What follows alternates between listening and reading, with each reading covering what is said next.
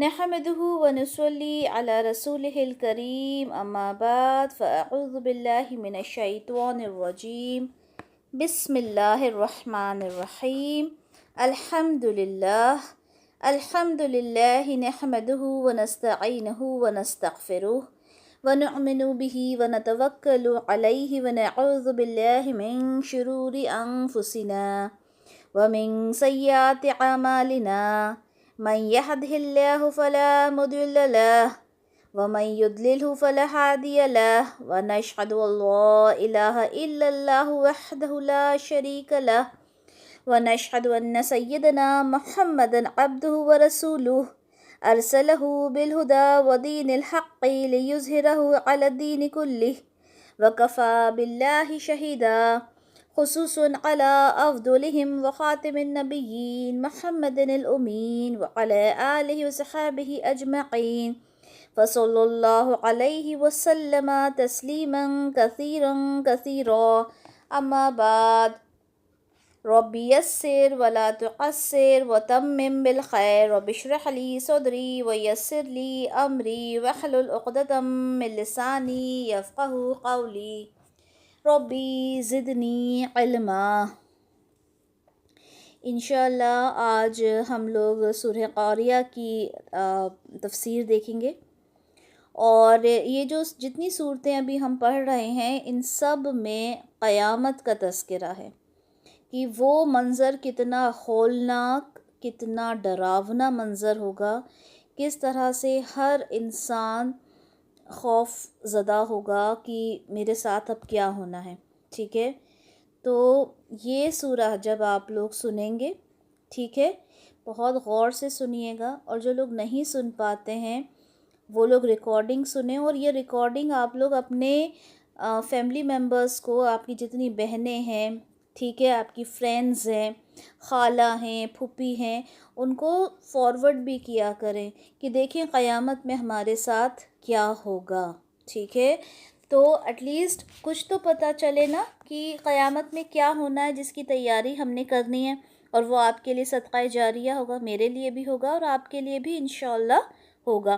تو اس چیز کو زیادہ سے زیادہ لوگوں کو بتایا کریں۔ اگر آپ کو یہ لگتا ہے کہ نہیں وہ تو ریکارڈنگ سنیں گی نہیں، اگر میں سینڈ بھی کر دوں گی تو اس میں سے امپورٹنٹ پوائنٹس آپ نے نوٹ ڈاؤن کرنا ہے، اور پھر آپ نے بتانا ہے کہ دیکھیں اللہ تعالیٰ قرآن میں کیا فرماتے ہیں، اللہ تعالیٰ نے قرآن میں یہ فرمایا۔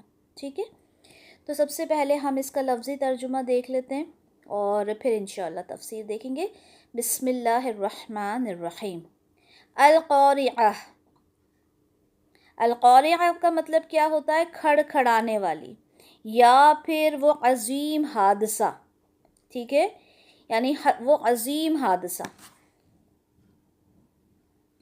مل قارعہ، ما کا مطلب ہوتا ہے کیا، ٹھیک ہے، القارعہ کیا ہے وہ عظیم حادثہ، یا وہ کھڑ کھڑانے والی چیز کیا ہے؟ قیامت۔ وما ادراک مل قارعہ، وما اور کیا، ٹھیک ہے، ادراکا تم کیا سمجھتے ہو، مل قارعہ کیا ہے وہ عظیم حادثہ۔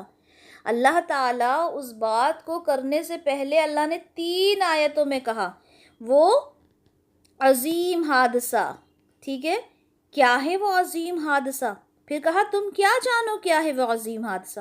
3 آیت صرف پہلے اس ٹاپک کو بتانے سے پہلے اللہ تعالیٰ نے ایک سما باندھا، ٹھیک ہے، اس کے بعد اللہ تعالیٰ کیا کہتے ہیں؟ یوم یکون الناس کالفراش المبثوث، یوم جس دن، یکون ہو جائیں گے، الناس لوگ، جس دن لوگ ہو جائیں گے، کالفراش المبثوث کس طرح سے ہو جائیں گے؟ پروانوں کی طرح بکھرے ہوئے۔ جس طرح پروانے ہوتے ہیں وہ چھوٹے چھوٹے سے، جو شمع کے آگے جو گھومتے ہیں، جو چھوٹے چھوٹے سے آپ کیڑے کہہ لیں، اس طرح کے پروانوں کی طرح بکھرے ہوئے، جیسے بکھرے ہوتے ہیں اس طرح سے لوگ ہو جائیں گے قیامت کے دن۔ وَتَكُونُ الْجِبَالُ كَالْعِهْنِ الْمَنفُوشِ، وَتَكُونُ اور ہو جائیں گے، الجبال پہاڑ، پہاڑ ہو جائیں گے. کس طرح سے؟ کل اہن المنفوش، اون کی طرح، دھنی ہوئی جو اون، دھنی ہوئی جو روئی ہوتی ہے اس کی طرح رنگین ہو جائیں گے. رنگین سے کیا مراد ہے کہ رنگ برنگے کلر میں، جیسے اون اڑتا ہے، جیسے روئی اڑتی ہے دھنی ہوئی جو ہوتی ہے. جب آپ سب کو پتہ ہوگا ہم رضائی وغیرہ کرواتے ہیں تو کس طرح سے وہ دھنی ہوئی اون ہوتی ہے یا دھنی ہوئی روئی ہوتی ہے، اس کی طرح وہ جو پہاڑ ہیں وہ اڑ رہے ہوں گے. قیامت کا منظر. فَأَمَّا مَن ثَقُلَتْ مَوَازِينُهُ، بس جن لوگوں کے پلڑے بھاری ہوں گے.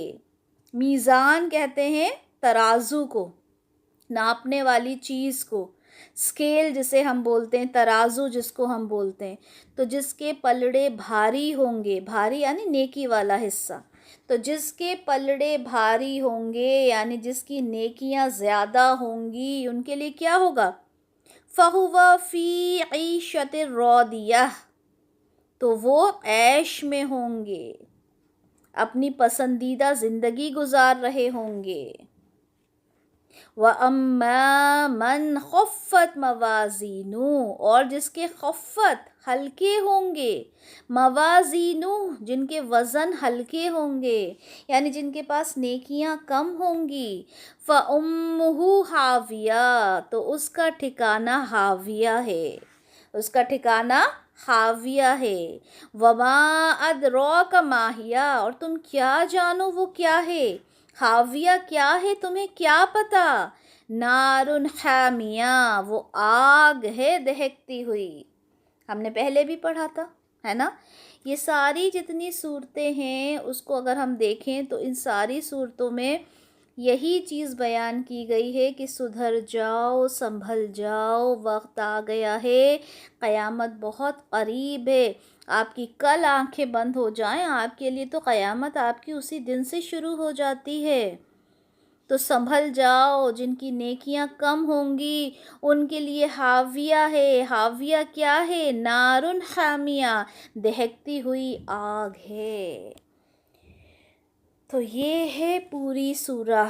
ٹھیک ہے، صرف ہم نے ٹرانسلیشن دیکھا اس کا، انشاءاللہ تفسیر دیکھیں گے. ٹھیک ہے، اسی چیز کو اور بہترین طریقے سے سمجھیں گے تاکہ ہمارے دل پر وہ چیز اثر کر جائے. اس سے ریلیٹڈ ہم احادیث دیکھیں گے کہ وہ کیا چیز ہے. وہ قیامت کتنا خوفناک منظر ہے کہ سن کر دل ہمارا دہل جاتا ہے، اور جس کا دل نہ دہلے اس کے دل کے اندر ایمان ہے ہی نہیں. اور اگر ایمان نہیں ہے تو ایمان کو ڈھونڈو، اسے تازہ کرنے کی کوشش کرو، کیونکہ یہی ایمان ہے جس کی وجہ سے آپ کا پلڑا بھاری ہوگا، آپ کا ترازو کا جو نیکیوں والا سائیڈ ہے وہ بھاری ہوگا. آپ کے ایمان کی بدولت اپنے ایمان کو جھنجھوڑو، اپنے دل سے بولو کہ اللہ تعالیٰ مجھے جس چیز کے لیے اس دنیا میں بھیجا گیا ہے میں اس کے حساب سے کر بھی رہی ہوں یا نہیں، میں اس کے حساب سے اپنی زندگی گزار بھی رہی ہوں یا نہیں. بہت ضروری ہے کہ یہ سوال میں اپنے آپ سے کروں، میں اپنی زندگی کس طرح گزار رہی ہوں اللہ. ٹھیک ہے، تو یہ ساری صورتیں پڑھنے کا مقصد یہ ہے کہ میرا دل جو ہے وہ سنبھل جائے، جو نفس ہے اسے میں سنبھال لوں. میں کسی ایسے کام میں تو نہیں لگی جس سے میں نے جو نیکیاں کمائی ہیں وہ بھی ضائع ہو گئیں، یا میں کسی ایسے کام میں تو نہیں لگی جس میں مجھے نیکیاں مل ہی نہیں رہی بلکہ میرے اوپر گناہ ہو رہا ہے. القاریہ، کھٹکھٹانے والی. مین اس کا مطلب ہوتا ہے کھٹکھٹانے والی، کھڑکھڑانے والی. ٹھیک ہے، زبردست جو آواز ہوتی ہے کسی دروازے کو جب تیز تیز ہم نوک کرتے ہیں تو وہ جو آواز ہوتی ہے اس کو کہتے ہیں کھڑکھڑانے والی، کھٹکھٹانے والی. اور یہ سورہ کے بارے میں پہلے میں آپ کو بتا دوں کہ یہ مکی سورہ ہے. ٹھیک ہے، مکہ میں نازل ہوئی تھی، مکی سورہ ہے یہ. اور اس کی تفسیر سے پہلے اس کا موضوع دیکھ لیتے ہیں. موضوع کا مطلب کیا ہوتا ہے کہ اس کا ٹاپک کیا ہے. موضوع مطلب ٹاپک. ٹھیک ہے، اس کا موضوع کیا ہے؟ اس سورہ کا موضوع جو ہے وہ قیامت اور آخرت ہے. ٹھیک ہے، قیامت اور آخرت ہے. قیامت وہ ہے جو وہ اس وقت ہوگی جب سارے حساب کتاب ہوں گے. ہے نا. آخرت جو وہ وقت آئے گا، اس وقت جو منظر ہوگا، ٹھیک ہے، وہ آخرت، وہ قیامت، جو کہتے ہیں نا قیامت آ گئی، ہم کہتے ہیں نا ایک نارمل اس میں قیامت آ گئی، یعنی وہ منظر واقعی میں کیا ہوگا، وہی اس کا موضوع ہے. تو سب سے پہلے یہاں پہ لوگوں کو چونکایا گیا کہ عظیم حادثہ کیا ہے، وہ عظیم حادثہ تم کیا جانو، وہ عظیم حادثہ کیا ہے. ٹھیک ہے، پہلے اس ہولناکی سے پہلے اس کے لیے ڈرایا گیا کہ سمجھ لو کہ وہ کیا ہے. پھر اس کے بعد بتایا کہ قیامت کا نقشہ اس طرح سے پیش کیا گیا کہ لوگ گھبراہٹ کے عالم میں بھاگ رہے ہوں گے. ٹھیک ہے، اور جو پہاڑ ہوں گے ان کا حال یہ ہوگا کہ وہ اپنی جگہ سے اکھڑ جائیں گے، اور جس طرح سے روئی، دھنکی ہوئی روئی یا جو اون ہوتا ہے، اس طرح وہ پورے جگہ پھیل جائیں گے، اڑ جائیں گے. ٹھیک ہے، ہم کہتے ہیں، ہم سوچیں پہاڑ اتنا بھاری، اتنا وزنی ہوتا ہے، لیکن اللہ کی مرضی، اللہ تعالیٰ کہیں گے کن فیکون، ہو جا، اور وہ ہو جائے گا. لوگ حیران پریشان پھر رہے ہوں گے. لیکن اس میں اللہ تعالیٰ نے اس سورہ میں 2 طرح کے لوگ بتائے. ایک تو جو بہت آرام میں ہوں گے، اور دوسرے وہ ہوں گے جو کہ آگ میں ڈال دیے جائیں گے. انشاءاللہ یہ سب ہم پڑھیں گے. اچھا، جب دروازہ کھٹکھٹایا جاتا ہے تو اسے کہا جاتا ہے قرع الباب، یعنی دروازہ کھٹکھٹانا. ٹھیک ہے، وہی قرع کے معنی ہوتے ہیں ایک چیز کو دوسرے چیز پر زور سے دے مارنے کے. جیسے دروازے کو، جب ہم ایک دروازے کو دوسرے دروازے پر، اس کے جو 2 حصے ہوتے ہیں، ایک دروازے کو دوسرے دروازے پر دے کے مار دینا، تو اسی وجہ سے یہاں پہ قاریہ کا لفظ یوز ہوا. یعنی اس لیے بھی کہتے ہیں عرب کی جب کوئی بہت ہولناک حادثہ ہونے والا ہوتا ہے، اس مصیبت کے لیے بھی قاریہ لفظ استعمال کیا جاتا ہے. جب اسرافیل علیہ السلام جب سور پھونکیں گے، ہم جانتے ہیں کہ اللہ تعالیٰ نے ہر فرشتے کو اس کی ڈیوٹی بتا دی ہے، اور وہ اپنی ڈیوٹی کرنے کے لیے ہمیشہ تیار رہتا ہے. اسی طرح سے اسرافیل علیہ السلام ہیں، وہ سور لے کے کھڑے ہیں کہ وہ کب اس میں پھونکا جائے اور قیامت آئے. تو اسرافیل جب پہلی دفعہ سور پھونکنے کے بعد، ان کے سور پھونکنے کے بعد جو آواز ہوگی وہ اتنی تیز اور اتنی دھماکے والی ہوگی کہ ہر چیز آپس میں ٹکرا جائے گی، سب آپس میں ٹکرا کے ٹکڑے ٹکڑے ہو جائیں گے. ایک اعرابی نے کہا کہ اللہ کے رسول، سور کیا ہے؟ سور پھونکا جائے گا ہم کہتے ہیں. تو ایک نے پوچھا کہ اللہ کے رسول، سور کیا ہے؟ رسول اللہ نے فرمایا وہ ایک سینگ ہے جس میں پھونکا جائے گا، ایک بہت بڑا سینگ ہے. ٹھیک ہے، اس میں جب اسرافیل علیہ السلام کو اللہ کی طرف سے حکم ہوگا تو وہ اس میں پھونک ماریں گے، اور اس کی آواز اتنی شدید ہوگی، اتنی تیز ہوگی کہ ہر چیز ٹوٹ پھوٹ جائے گی. سنن ترمذی کی حدیث ہے یہ 3244. اس کے بعد ایک اور حدیث ہے سنن ترمذی کی 2431، جس میں رسول اللہ صلی اللہ علیہ وسلم فرماتے ہیں میں کیسے آرام کروں جب کہ سور والے اسرافیل علیہ السلام کو سور منہ میں لیے ہوئے اس حکم پر کان لگائے ہوئے ہیں کہ کب پھونکنے کا حکم ہو اور اس میں پھونک مار دی جائے. مطلب ابھی ہم کہتے ہیں کہ ابھی تو پتہ نہیں قیامت کب آئے گی، لیکن یہاں پہ 1450 سال پہلے رسول اللہ صلی اللہ علیہ وسلم کو جب خبر ہوئی کہ قیامت آئے گی، اسرافیل علیہ السلام سور پھونکیں گے، وہ تب سے یہ کہہ رہے ہیں کہ میں کیسے سکون میں رہوں، میں کیسے آرام کروں کہ اللہ تعالیٰ نہ جانے کب حکم دے دیں. اور آج ہم لوگ یہ کہتے ہیں معاذ اللہ کہ جیسے ہمیں تو رسول اللہ سے بھی زیادہ علم ہے. ہم کہتے ہیں ابھی کہاں قیامت آنے والی ہے، ابھی تو بہت وقت ہے، جی لو زندگی. یہاں 1450 سال پہلے رسول اللہ کہہ رہے ہیں کہ میں کیسے آرام کروں جبکہ اسرافیل علیہ السلام کو کسی بھی وقت حکم ہو سکتا ہے. اور جو صحابہ تھے وہ بھی گھبرا گئے. صحابہ کہہ رہے ہیں کہ یا رسول اللہ اب ہم کیا کریں، وہ بھی گھبرا گئے. لیکن اللہ معاف فرمائے، آج کا انسان گھبراتا ہی نہیں ہے. تو رسول اللہ نے کہا، کہو حسبنا اللہ ونعم الوکیل علی اللہ توکلنا. یہ دعا ہم سب پڑھتے ہیں، ہے نا؟ ہم سب کو یہ دعا یاد ہے کہ اللہ تعالیٰ ہمارے لیے، ہم نے اللہ پہ توکل کیا، اللہ ہی میرے لیے کافی ہے۔ جب کوئی مشکل آتی ہے، جب کوئی پریشانی آتی ہے، ہم اس دعا کو پڑھتے ہیں کہ اللہ تیرا ہی سہارا ہے، تجھ پر ہی میں نے بھروسہ کیا، ہے نا؟ تو یہاں پہ اللہ کے رسول کیا کہہ رہے ہیں؟ جب انہوں نے دیکھا کہ صحابہ بہت گھبرا گئے تو انہوں نے کہا کہ کہو کہ حسبنا اللہ و نعم الوکیل علی اللہ توکلنا، تجھ پر ہی ہمارا بھروسہ ہے اللہ، تو ہی تو ہے جو ہمیں اس مشکل وقت سے نکالے گا۔ اور دنیا میں بھی جب ہمیں کوئی مشکل وقت آئے تو بالکل ہمیں یہ کلمات پڑھنا چاہیے۔ سنن ترمذی کی 2431، مل قاریہ، تم کیا جانو کیا ہے وہ عظیم حادثہ، وما ادراک مل قاریہ، تم کیا سمجھتے ہو کیا ہے وہ عظیم حادثہ۔ 3 آیت میں اللہ تعالیٰ نے ایک ہی بات کو دہرایا۔ چوتھی آیت میں اللہ کہتے ہیں جس دن لوگ بکھرے ہوئے پتنگوں کی مانند ہوں گے، یعنی جو پتنگا ہوتا ہے، پروانہ ہوتا ہے، جگنو، جس طرح کی چیزیں ہوتی ہیں، اس طرح بکھرے ہوئے ہوں گے۔ کون؟ لوگ مطلب آپ اور ہم جیسے لوگ بکھرے پڑے ہوں گے اس دن۔ صحیح بخاری کی حدیث 6526 ہے کہ نبی کریم صلی اللہ علیہ وسلم ہمیں خطبہ دینے کے لیے کھڑے ہوئے اور فرمایا، تم لوگ قیامت کے دن اس حال میں جمع کیے جاؤ گے کہ ننگے پاؤں اور ننگے جسم ہوگے۔ سوچیں، ہر انسان ننگے بدن ہوگا، جیسے کہ اللہ تعالیٰ نے فرمایا جس دن ہم نے شروع میں پیدا کیا تھا اسی طرح لوٹا دیے جاؤ گے۔ انسان بچہ جب پیدا ہوتا ہے، آدمی ہو یا عورت، جب بچہ ہوتا ہے تو وہ ننگا ہی پیدا ہوتا ہے، اسی طرح قیامت کے دن ہر انسان ننگے پاؤں ننگے جسم ہوگا، اور تمام مخلوقات میں سب سے پہلے جسے کپڑا پہنایا جائے گا وہ ابراہیم علیہ السلام ہوں گے، یعنی ہر انسان بنا کپڑوں کے ہوگا۔ وہ ابراہیم علیہ السلام ہوں گے، اور میری امت کے بہت سے لوگ لائے جائیں گے جن کے اعمال نامے بائیں ہاتھ یعنی الٹے ہاتھ میں دے دیے جائیں گے۔ یہ کانسیپٹ الحمدللہ سب کا کلیئر ہوگا کہ جن کے اچھے جو اعمال نامے ہوں گے وہ رائٹ ہینڈ میں دیے جائیں گے، جن کے برے ہوں گے اعمال نامے وہ انہیں لیفٹ ہینڈ میں دیے جائیں گے۔ تو کئی لوگ ہوں گے رسول اللہ کی امت میں سے جن کو الٹے ہاتھ میں لیفٹ ہینڈ میں ان کے اعمال نامے دیے جائیں گے۔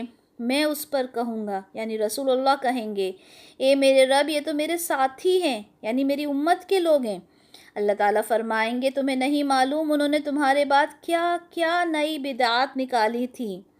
یہ جو ہم کہتے ہیں نا بدعت، یہ اتنی بری چیز ہے کہ ان کے اعمال نامے اس وجہ سے الٹے ہاتھ میں دے دیے جائیں گے۔ انشاءاللہ آپ لوگوں کے ساتھ بدعت کے اوپر بھی ایک لیکچر رکھیں گے جس میں آپ کو یہ پتہ چلے کہ وہ کون سی بری چیزیں ہیں جنہیں ہم اللہ کی رضا سمجھ کے کر رہے ہیں لیکن اس کا شریعت سے کوئی بھی لینا دینا نہیں، ٹھیک ہے؟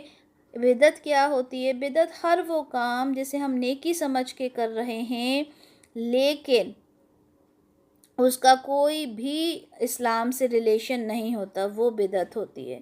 تو یہاں پر کہا گیا کہ انہوں نے نہ جانے کیا کیا بدعت تمہارے بعد نکال لی تھی۔ اس وقت میں بھی وہی کہوں گا جو عیسیٰ علیہ السلام نے کہا تھا۔ کیا کہا تھا عیسیٰ علیہ السلام نے؟ کہ یا اللہ میں جب تک ان میں موجود رہا اس وقت تک میں ان پر گواہ تھا، یعنی جب تک میں ان کے ساتھ تھا جب تک تو میں اس بات کی گواہی دے سکتا ہوں، لیکن میرے بعد انہوں نے کیا کچھ کیا مجھے وہ چیز نہیں معلوم۔ اسی طرح ایک اور حدیث دیکھتے ہیں، سنن ترمذی کی حدیث 3332، نبی کریم صلی اللہ علیہ وسلم نے فرمایا تم لوگ قیامت کے دن جمع کیے جاؤ گے ننگے پیر ننگے جسم۔ تو حضرت عائشہ رضی اللہ عنہا نے کہا کیا ہم میں سے بعض کی شرمگاہ دیکھے گا؟ مطلب ننگے رہیں گے تو کتنی شرم کی بات ہے کہ ہماری شرمگاہیں بھی کھل جائیں گی، ٹھیک ہے؟ تو رسول اللہ صلی اللہ علیہ وسلم نے کیا فرمایا کہ اس دن ہر ایک کی ایک ایسی حالت ہوگی جو اسے دوسرے کی فکر سے غافل اور بے نیاز کر دے گی۔ کسی کو مطلب نہیں ہوگا کہ کون ننگا ہے، کس کا جسم دکھ رہا ہے، کس کی شرمگاہ دکھ رہی، وہ اپنی ہی پریشانی میں اتنا مبتلا ہوگا کہ اسے کوئی فرق نہیں پڑے گا، کیونکہ جب معلوم ہے، ابھی ہم سنتے ہیں کہ قیامت کا منظر آپ کو معلوم نہیں ہے کہ آپ کے ساتھ کیا ہونا ہے، تو وہ منظر کیا ہوگا، اس میں کون دیکھ رہا ہوگا کہ کون ننگا ہے، کون نے کپڑے پہنے ہوئے. اس وقت تو ہر انسان بس نفسی نفسی کا ماحول ہوگا کہ اللہ تعالیٰ کسی طرح سے میں یہاں سے بچ جاؤں، میں یہاں پہ مفلحون میں سے ہو جاؤں. اسی طرح ایک اور دیکھتے ہیں، یہ حدیث کا نمبر صحیح بخاری کی حدیث ہے 4712. اس کو بھی دیکھ لیتے ہیں کہ رسول اللہ صلی اللہ علیہ وسلم نے فرمایا کہ قیامت کے دن میں سب لوگوں کا سردار ہوں گا.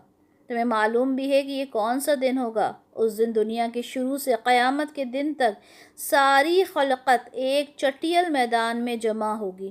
سارے لوگ آدم علیہ السلام سے لے کر آخری انسان تک سب لوگ ایک چٹیل میدان میں جمع ہوں گے. ایک پکارنے والے کی آواز سب کے کانوں تک پہنچے گی اور ایک نظر سب کو دیکھ سکے گی. سورج بالکل قریب ہو جائے گا. لوگوں کی پریشانی اور بے قراری کی کوئی حد نہ رہے گی جو برداشت سے باہر ہو جائے گی. لوگ آپس میں کہیں گے، دیکھتے نہیں کہ ہماری کیا حالت ہو گئی ہے؟ کیا کوئی بھی ایسا مقبول بندہ نہیں جو اللہ پاک کی بارگاہ میں تمہاری شفاعت کرے؟ بعض لوگ بعض سے کہیں گے کہ حضرت آدم علیہ السلام کے پاس چلتے ہیں. سب سے پہلے لوگ آدم علیہ السلام کی خدمت میں حاضر ہوں گے اور کہیں گے کہ اللہ تعالیٰ نے آپ کو اپنے ہاتھ سے پیدا کیا، آپ انسانوں کے پردادا ہیں، سب سے بڑے ہیں، آپ سے ہی ساری دنیا چلی، اور اللہ تعالیٰ نے اپنی طرف سے آپ میں روح پھونکی، فرشتوں کو آپ کو سجدہ کرنے کا حکم دیا، آپ ہمارے لیے اللہ سے شفاعت کر دیں. آپ دیکھ رہے ہیں ہم کس حال میں ہیں، کتنا پریشان ہیں. آدم علیہ السلام کہیں گے میرا رب آج انتہائی غضبناک ہے. غضبناک یعنی غصے میں ہے. آج میرا رب انتہائی غضبناک ہے، اس سے پہلے اتنا غضبناک میں نے اسے کبھی نہیں دیکھا، اور نہ آج کے بعد وہ کبھی اتنا غضبناک ہوگا. یہ بھی بتا دیا آدم علیہ السلام نے کہ آج کے بعد وہ کبھی اتنا غضبناک نہیں ہوگا. اور رب العزت نے مجھے بھی درخت سے روکا تھا لیکن میں نے اس کی نافرمانی کی. یعنی آدم علیہ السلام کو اپنی غلطی یاد آ گئی کہ میں نے تو خود نافرمانی کی تھی، میں کیسے تمہاری شفاعت کروں. بس نفسی نفسی نفسی، مجھ کو اپنی فکر ہے، تم کسی اور کے پاس جاؤ. اس وقت ہر انسان نفسی نفسی کرے گا، یعنی میرا خود کا نفس، میرا خود کا کیا بنے گا. تو وہ پریشان ہوگا، وہ بولے گا کسی اور کے پاس جاؤ، نوح علیہ السلام کے پاس جاؤ. سب لوگ حضرت نوح علیہ السلام کے پاس جائیں گے اور کہیں گے نوح علیہ السلام آپ سب سے پہلے پیغمبر ہیں جو اہل زمین کی طرف بھیجے گئے، اور آپ کو اللہ نے شکر گزار بندے کا خطاب دیا. آپ ہمارے لیے اپنے رب کی حضور میں شفاعت کریں. آپ دیکھ رہے ہیں ہم کس حال میں ہیں. نوح علیہ السلام کہیں گے کہ میرا رب آج اتنا غضبناک ہے، اس سے پہلے کبھی اتنا غضبناک نہیں تھا، اور آج کے بعد بھی کبھی اتنا غضبناک نہ ہوگا. مجھے ایک دعا کی قبولیت کا یقین دلایا گیا تھا جو میں نے اپنی قوم کے خلاف کر لی تھی. اب نوح علیہ السلام کو بھی اپنا ایک گناہ یاد آیا جب انہوں نے اپنے بیٹے کے لیے کہا تھا کہ اس کو معاف کر دیں. تو اللہ تعالیٰ نے پھر ان سے کہا تھا کہ اگر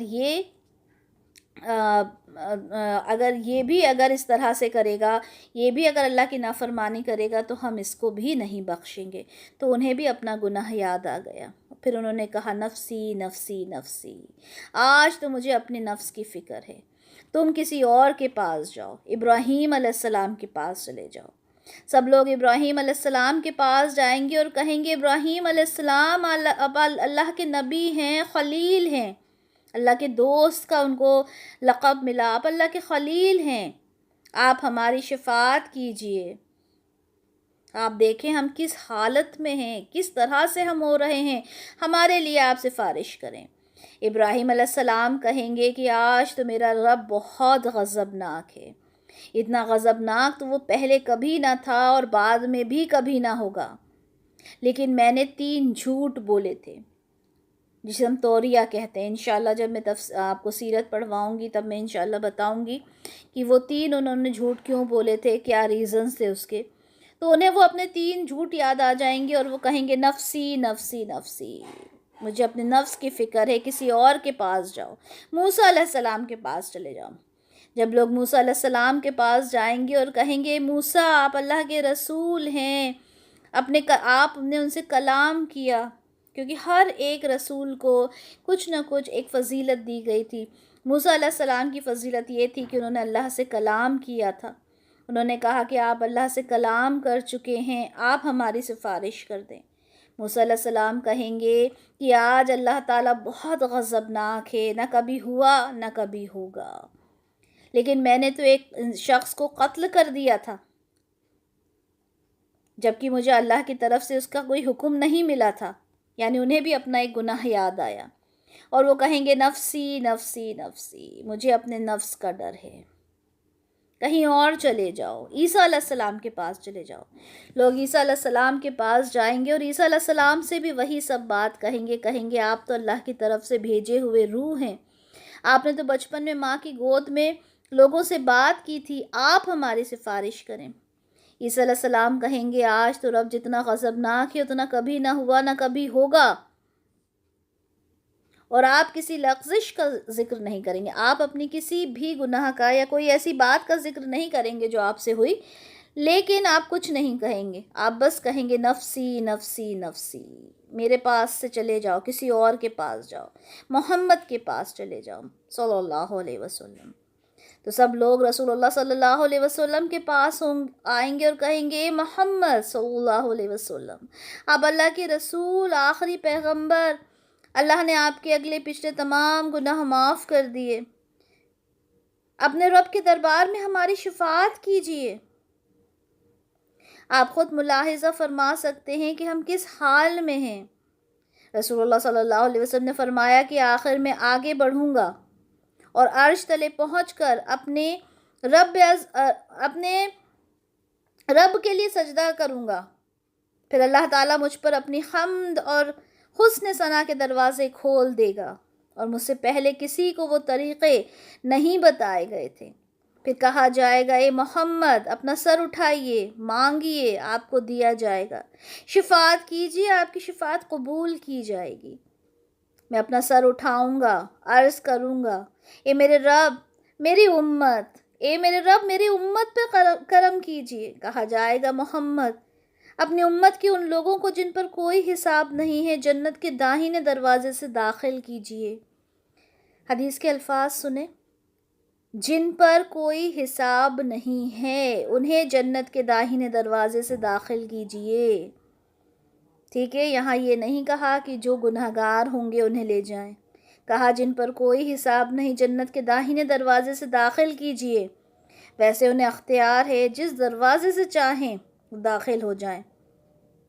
پھر حضرت صلی اللہ علیہ وسلم نے فرمایا اس ذات کی قسم جس کے ہاتھ میں میری جان ہے، جنت کے دروازے کے دونوں کناروں میں اتنا فاصلہ ہے جتنا کہ مکہ اور بصرہ میں ہے۔ ایک جگہ کا نام بتایا کہ اتنا فاصلہ تھا دونوں دروازوں کے بیچ میں۔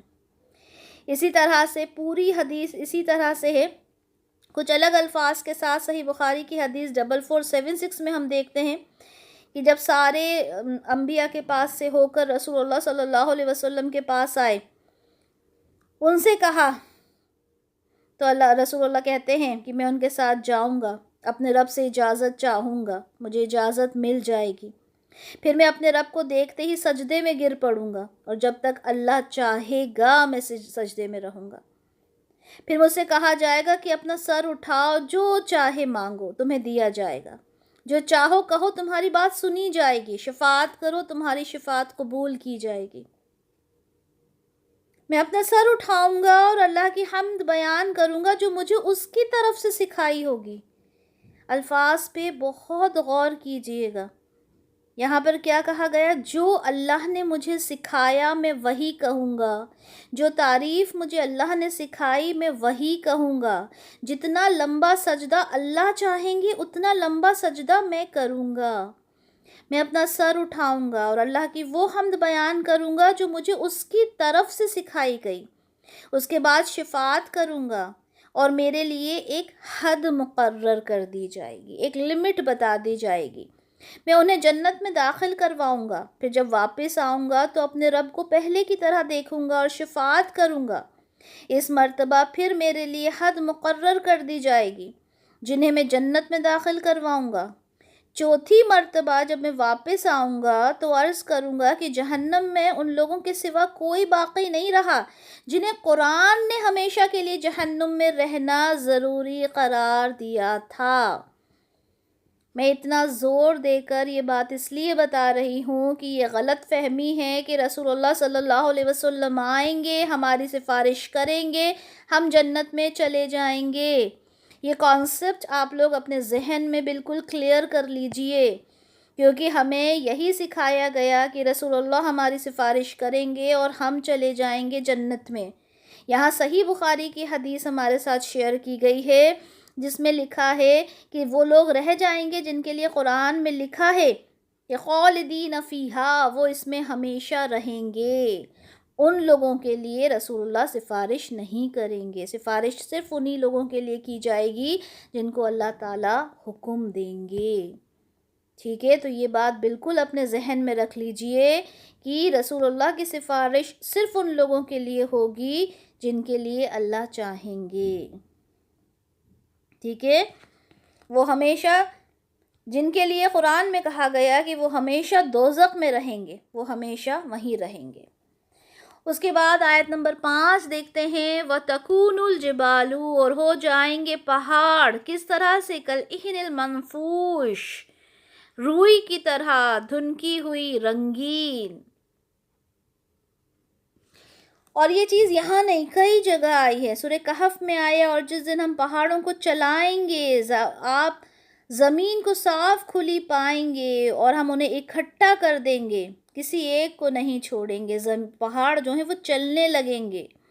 इसी तरह सूरह तौहा में फरमाया, ये लोग आपसे पूछते हैं कि पहाड़ कहाँ चले जाएंगे। जब कहा कि दुनिया पूरी चटियल मैदान हो जाएगी, सारे लोग उसमें जमा हो जाएंगे, तो ये पहाड़ कहाँ चले जाएंगे। तो आप उनसे कह दीजिए कि मेरा रब उनको धूल बनाकर उड़ा देगा। वो एक धूल की मानिंद होंगी और अल्लाह ताला उन्हें उड़ा देगा। इसी तरह सूरह नमल में है कि आप पहाड़ों को देखते हैं और समझते हैं कि ये खूब जमे हुए हैं। अभी इमेजिन करें किसी पहाड़ को, कितना सख्त है, वो ज़मीन से जुड़ा हुआ है। अल्लाह ताला कह रहे हैं कि आप देखते हैं कि वो खूब जमे हुए हैं, मगर क़यामत के दिन ये बादलों की तरह उड़ रहे होंगे। ये अल्लाह की कुदरत का करिश्मा होगा, जिसने हर चीज़ को हिकमत के साथ बनाया। वो खूब जानता है, उसे खूब पता है कि किस चीज़ को कब क्या करना है। सूरह तूर में फरमाया, वो उस दिन वाक़ई होगा जब आसमान बुरी तरह हरकत करने लगेगा, पहाड़ उड़ते फिरेंगे। उस दिन को झुटलाने वालों के लिए तबाही है। सूरह मआरिज में अल्लाह ताला फरमाते हैं, जिस दिन आसमान पिघले हुए तांबे की तरह हो जाएगा, पिघले हुए तांबे की तरह आसमान हो जाएगा, और पहाड़ रंगदार धुनी हुई ऊन की तरह हो जाएंगे। देखें कितनी सारी, और भी बहुत हैं, बहुत सारी आयत में ये तज़किरा है कि जो पहाड़ हैं, जिसको हम आज इतना मजबूत देखते हैं, जो ज़मीन को थामे हुए हैं, वो रुई की तरह, ऊन की तरह उड़ रहे होंगे। आयत नंबर 6, तो जिन लोगों की नेकियों के पलड़े भारी होंगे, सकुलत भारी होंगे, मवाजीनु उनके वज़न। अब यहाँ पर देखें, एक हदीस है कि मीज़ान में हुस्न खल्क़ से बढ़कर कोई और चीज़ भारी नहीं होगी। आपका अच्छा सलूक, आपका अच्छा बिहेवियर, ठीक है, आप हुस्न सलूक जो करते हो लोगों के साथ, वो सबसे भारी होगा। सुनन अबू दाऊद की 4799 है ये। इसी तरह से कई चीज़ें हैं जो आपके, जो मीज़ान बोलते हैं तराजू को, आपके मीज़ान को भारी करने के लिए कई चीज़ें हैं। जिस तरह से अल्हम्दुलिल्लाह कहना मीज़ान को भर देता है, अल्हम्दुलिल्लाह कहना मीज़ान को भर देता है। सुनन निसाई 2439। इसी तरह हम ला इलाहा इल्लल्लाह कहते हैं, उससे हमारा मीज़ान जो है वो भारी हो जाएगा। इसी तरह मिशकातुल मसाबी की हदीस 92 में है कि अल्लाह का अर्श पानी पर है और मीज़ान उसके हाथ में है, वो उसे पस्त और बुलंद करता है। अल्लाह के हाथ में है उसका मीज़ान, वो जिस तरफ चाहता है उसको कर देता है।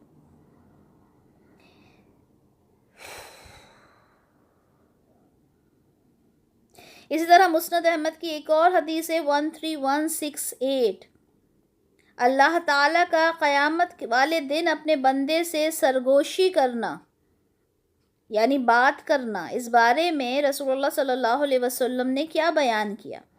تو رسول اللہ نے کہا کہ اللہ تعالیٰ مومن کو، کس کو؟ مومن کو۔ مومن کون ہوتا ہے؟ ایمان والا۔ ایمان والا کون ہوتا ہے؟ جو اللہ پر ایمان رکھتا ہے۔ اللہ پہ ایمان کس طرح سے رکھنا ہے کہ اللہ کی بتائی ہوئی ہر بات کو مان لینا، ہر بات کو مان لینا۔ اللہ نے کہا نماز پڑھو، نماز پڑھنا۔ اللہ نے کہا پڑوسی کا حق ادا کرو، پڑوسی کا حق ادا کرنا۔ اللہ نے کہا حجاب کرو، حجاب کرنا۔ اللہ نے کہا روزے رکھو، روزے رکھنا۔ اللہ نے کہا کہ راستے سے کوئی تکلیفیں ہٹا دو، اسے ہٹا دینا۔ ہر چیز جو اللہ نے بتائی اسے کرنا، وہ ایمان ہے۔ اللہ تعالیٰ مومن کو بلائے گا، اسے اپنے قریب کرے گا، اس پر اپنا بازو رکھے گا، لوگوں سے اوجھل کر دے گا، کوئی اسے دیکھ نہ پائے کہ اللہ جب اپنے بندے سے بات کرے گا، اور اس کے گناہوں کا اعتراف کروائے گا، اس کے گناہوں کا اعتراف کروائے گا کہ تم نے یہ گناہ کیے تھے، اور کہے گا کیا تجھے فلاں گناہ یاد ہے، کیا تجھے فلاں گناہ یاد ہے، اس کا علم ہے۔ یہاں تک کہ اللہ تعالیٰ اس سے تمام گناہوں کا اعتراف کروا لے گا، اور اس آدمی کو دل سے یقین ہو جائے گا کہ اللہ میرے اتنے گناہ، میں نے تو یہ بھی گناہ کیا تھا، یہ بھی گناہ کیا تھا، اب اسے لگے گا کہ میں تو ہلاک ہو جاؤں گا۔ اب یہاں یہ نہیں بتایا کہ وہ کون سے گناہ تھے، ٹھیک ہے، جن کے بارے میں اعتراف کیا گیا، کون سی باتیں تھیں، لیکن ہاں جو سب سے پہلی بات مجھے یہاں نظر آئی اور جو میں نے آپ لوگوں کو بتائی وہ یہ ہے کہ مومن ہوگا بندہ، اللہ پر ایمان اس کا پکا ہوگا، کسی طرح کا شرک نہیں کرتا ہوگا، رسول اللہ کو مانتا ہوگا، کتابوں کو ماننے والا ہوگا، ٹھیک ہے۔ جب ان گناہوں کے بارے میں سب کچھ ہو جائے گا، اب وہ سوچے گا اب تو میں ہلاک ہو جاؤں گا، اللہ تعالیٰ پتہ ہے کیا فرمائے گا؟ میں نے دنیا میں تیرے ان گناہوں کو لوگوں سے پوشیدہ رکھا، وہ گناہ جو لوگوں کو پتہ نہیں چلے، تو آج میں ان تمام گناہوں کو معاف کر دیتا ہوں۔ جب میں نے وہاں لوگوں کو نہیں پتہ چلنے دیے تو یہاں کیسے پتہ چلنے دوں گا؟ میں ان تمام گناہوں کو معاف کر دیتا ہوں۔ اس کے بعد اسے نیکیوں کا اعمال نامہ تھما دیا جائے گا، کہا جائے گا کہ یہ لو، یہ اعمال نامہ جس میں نیکیاں ہیں، نیکیاں، سارے گناہ میں نے معاف کر دیے۔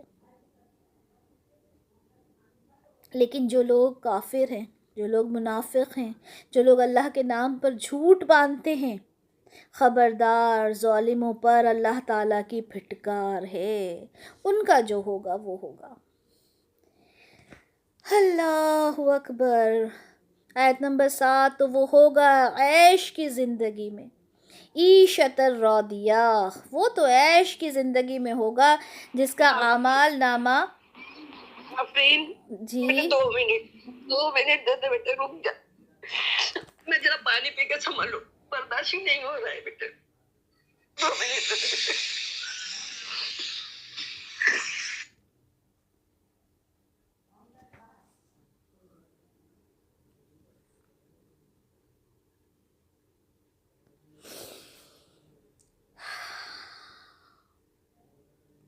بس دلوں میں اترنے والی بات ہے، جس کے دل میں اتر جائے۔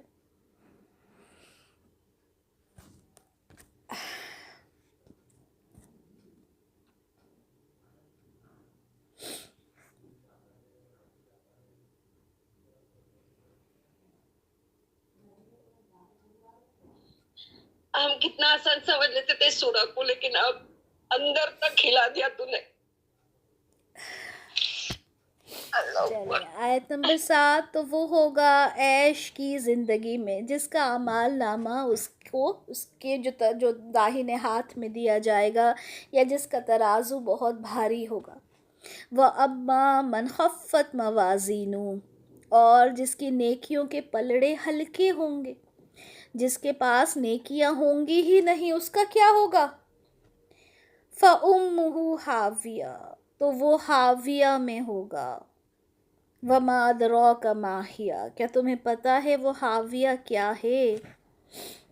نار حامیہ، وہ آگ ہے دہکتی ہوئی. وہ انسان دہکتی ہوئی آگ میں چلا جائے گا. سیدہ عائشہ رضی اللہ عنہا کی روایت ہے، وہ کہتی ہیں میں نے کہا کہ اللہ کے رسول، قیامت کے دن دوست اپنے دوست اور اپنے پیاروں کو یاد کریں گے؟ قیامت کے دن ایک ماں اپنے بیٹے کو کتنی محبت کرتی ہے نا، ایک دوست اپنے دوست سے کتنی محبت کرتا ہے. کیا وہ ایک دوسرے کو یاد کریں گے؟ آپ صلی اللہ علیہ وسلم نے فرمایا، عائشہ 3 موقع تو ایسے ہیں کہ کوئی کسی کو یاد نہیں کرے گا. نفسی نفسی کا ماحول، ابھی ہم نے دیکھا نا کہ نفسی نفسی کا ماحول ہوگا، کوئی کسی کو نہیں دیکھا گا. ایک تو ترازو کا موقع ہوگا. ترازو وہی میزان جس کے بارے میں ابھی ہم نے پڑھا. اس میں یہی فکر ہوگی کہ نیکیوں والا پلڑا بھاری ہوتا ہے یا ہلکا. دوسرا موقع نامہ اعمال کے ملنے کا ہوگا کہ کسی کو دائیں ہاتھ میں مل رہا ہوگا، کسی کو بائیں ہاتھ میں. اس وقت بھی کوئی کسی کو یاد نہیں کرے گا. اب آپ سوچیں ہم اپنی کتنی اولاد سے محبت کرتے ہیں، اس کا رزلٹ آنے والا ہوتا ہے تو ہم جائے نماز پر بیٹھ جاتے ہیں، ہے نا. یہی کرتی ہے ہر ماں، یہی کرتی ہے، اللہ تعالیٰ میرے بچے کا رزلٹ اچھا آئے، ہے نا. روزے رکھتے ہیں اس کے لیے، کیا کچھ نہیں کرتے اپنی اولاد کے لیے. لیکن اس دن اپنی اولاد کے لیے ہم سوچیں گے بھی نہیں. اس دن تو بس جو نبی آئے اس دنیا میں وہ اپنے لیے سوچ رہے ہوں گے اس وقت. لیکن ہاں ہمارے جو رسول ہیں، رسول اللہ صلی اللہ علیہ وسلم، وہ اس وقت بھی امتی کر رہے ہوں گے. تو دوسرا، جب ان کے نامہ اعمال انہیں پیش کیے جائیں گے، کسی کے بارے میں نہیں سوچیں گے. تیسرا موقع وہ ہوگا جب جہنم سے ایک گردن نکلے گی، لوگوں پر چھا جائے گی، وہ ان پر غصے کی حالت میں ہوگی، کہے گی مجھے 3 طرح کے لوگوں پر مسلط کیا گیا ہے. مجھے 3 قسم کے لوگوں پر مسلط کیا گیا ہے. مجھے ان لوگوں پر مسلط کیا گیا ہے جنہوں نے اللہ تعالیٰ کے ساتھ کسی دوسرے کو اپنا معبود سمجھ لیا. مجھے ان لوگوں پر مسلط کیا گیا ہے جو یوم حساب پر ایمان نہیں رکھتے، اور مجھے ہر سرکش اور نافرمان پر مسلط کیا گیا ہے. یعنی وہ جو ایمان نہیں رکھتا اللہ پر، آخرت پر، اور اپنے آپ کو حکمران سمجھتا ہے، اپنے آپ کو سب کچھ سمجھتا ہے، لوگوں کے اوپر زیادتیاں کرتا ہے، وہ ان لوگوں پر چھا جائے گی اور ان کو گہرے گڑھوں میں جا پھینکے گی. جہنم کے اوپر ایک پل ہوگا. ہم پل صراط کو جانتے ہیں. پل صراط کہاں ہے؟ جہنم کے اوپر بنا ہوا ہے.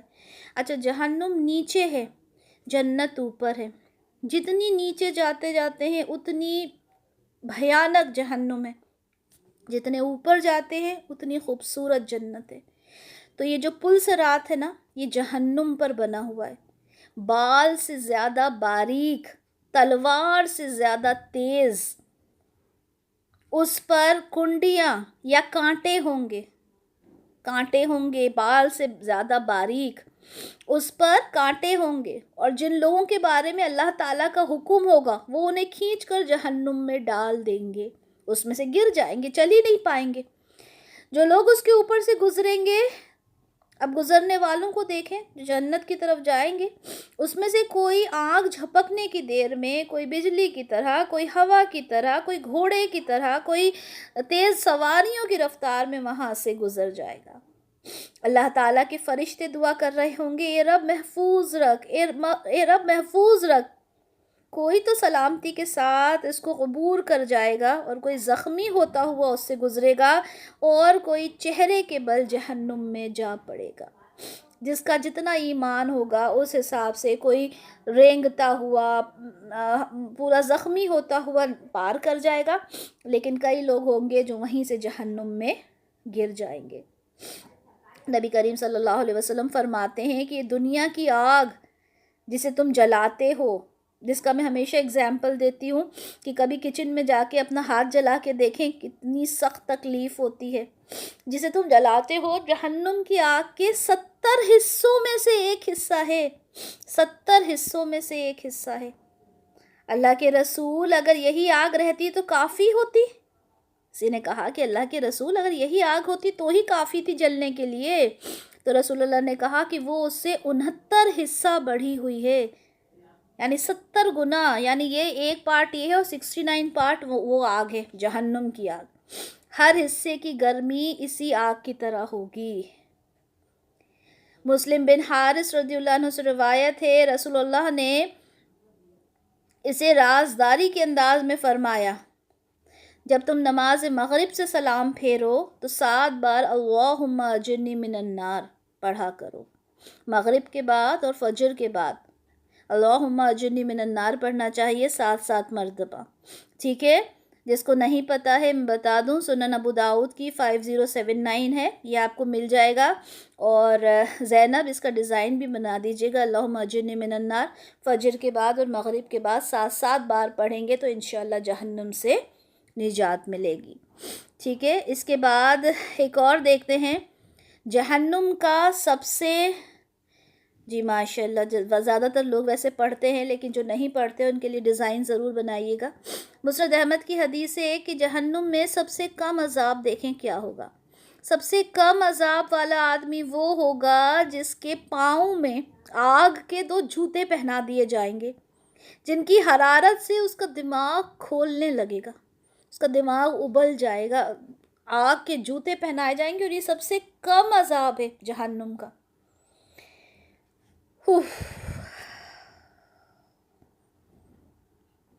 اس کی ایک اور حدیث دیکھتے ہیں، آج کی آخری حدیث ہوگی ہماری یہ، کہ اللہ تعالیٰ کا ارشاد ہے کہ ہر گروہ کو اس کے نامہ اعمال کی طرف بلایا جائے گا۔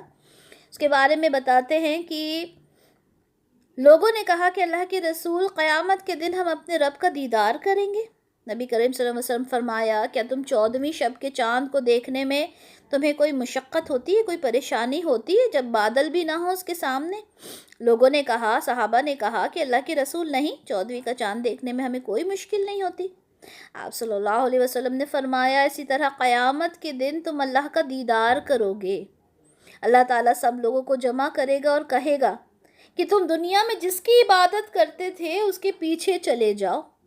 جو لوگ چاند کی عبادت کرتے ہیں وہ چاند کے پیچھے چلے جائیں گے، سورج کی پوجا کرنے والے سورج کے پیچھے چلے جائیں گے، جو جس طاغوت کی پوجا کرتا تھا۔ طاغوت کیا کسے کہتے ہیں؟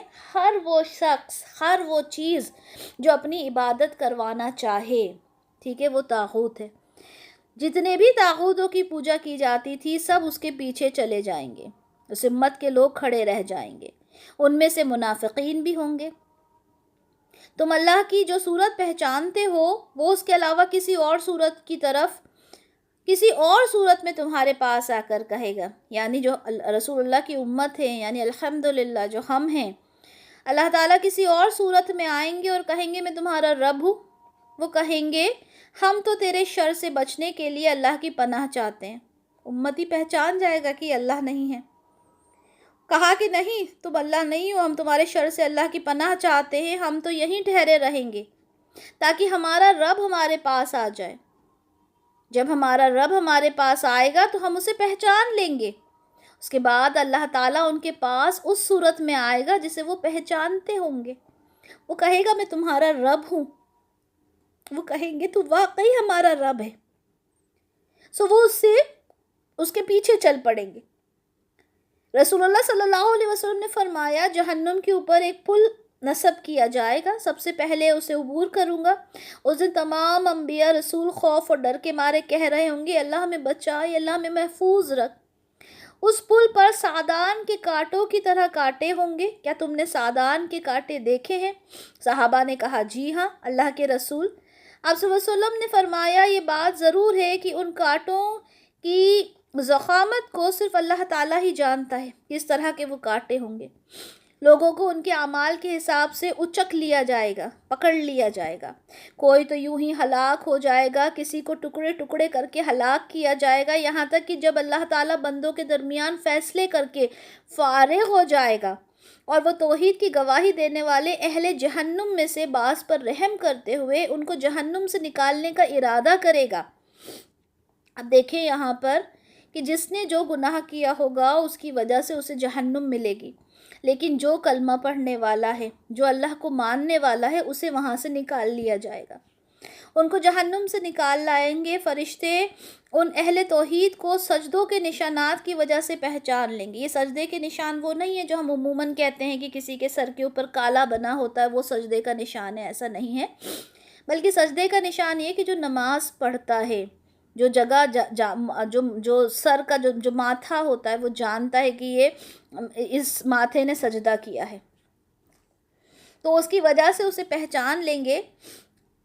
وہ جل کر کوئلہ بن چکے ہوں گے، ان پر مائع الحیات ڈالا جائے گا، اس سے وہ یوں اگیں گے جیسے سیلاب کی جھاگ وغیرہ میں دانے اگتے ہیں۔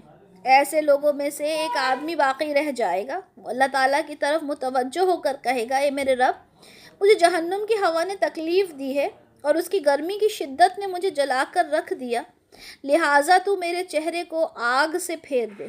وہ مسلسل دعائیں کرتا رہے گا۔ یہ کون ہے؟ جو جہنم میں چلا گیا لیکن اللہ کی توحید وہ جانتا تھا، اللہ کے سوا اس نے کسی کی عبادت نہیں کی، لیکن جو اس نے گناہ کیے تھے دنیا میں اس کی سزا تو اس کو ملے گی۔ یہاں تک کہ اللہ تعالیٰ اس سے فرمائے گا کہ اگر میں تیری یہ دعا قبول کر لوں تو کیا تو اس کے علاوہ کوئی سوال تو نہیں کرے گا؟ وہ کہے گا، اے اللہ، مجھے تیری عزت کی قسم، میں تجھ سے کوئی بھی دوبارہ مطالبہ نہیں کروں گا۔ اللہ تعالیٰ اس کے چہرے کو آگ سے پھیر دے گا، لیکن اس کے بعد وہ کہے گا، اے میرے رب، مجھے جنت کے دروازے کے قریب کر دے۔ اللہ تعالیٰ فرمائے گا، کیا تو نے وعدہ نہیں کیا تھا کہ اس کے بعد کوئی مطالبہ نہیں کرے گا؟ اے ابن آدم، تجھ پر بڑا افسوس ہے، تو بڑا وعدہ خلاف ہے۔ لیکن وہ مسلسل اللہ تعالیٰ کو پکارتا رہے گا، دعائیں کرتا رہے گا، یہاں تک کہ اللہ اس سے فرمائے گا، اگر میں تیری بات قبول کر لوں تو دوبارہ تو مجھ سے کچھ نہیں مانگے گا۔ وہ کہے گا، اللہ تیری عزت کی قسم، میں تجھ سے مزید کچھ بھی مطالبہ نہیں کروں گا۔ وہ اس پر اللہ تعالیٰ سے پختہ وعدہ کرے گا۔ اللہ تعالیٰ اس جنت کے دروازے کے قریب کر دے گا۔ جب وہ جنت کے دروازے کے قریب جائے گا، جنت اس کے لیے نمایاں ہو جائے گی، یعنی وہ جنت کو دیکھ لے گا۔ جب وہ جنت کے اندر کی راحتیں اور خوشیاں دیکھے گا تو کچھ دیر تک خاموش رہے گا، لیکن پھر بولے گا، اللہ مجھے جنت میں داخل کر دے۔ اللہ کہے گا، کیوں تو نے مجھ سے وعدہ نہیں کیا تھا کہ اب کچھ نہیں مانگے گا، جبکہ تو اس سلسلے میں میرے ساتھ پختہ وعدہ کر چکا۔ وہ کہے گا، رب، تو اپنی مخلوق میں سے مجھے اپنی نعمتوں سے محروم نہ رکھ۔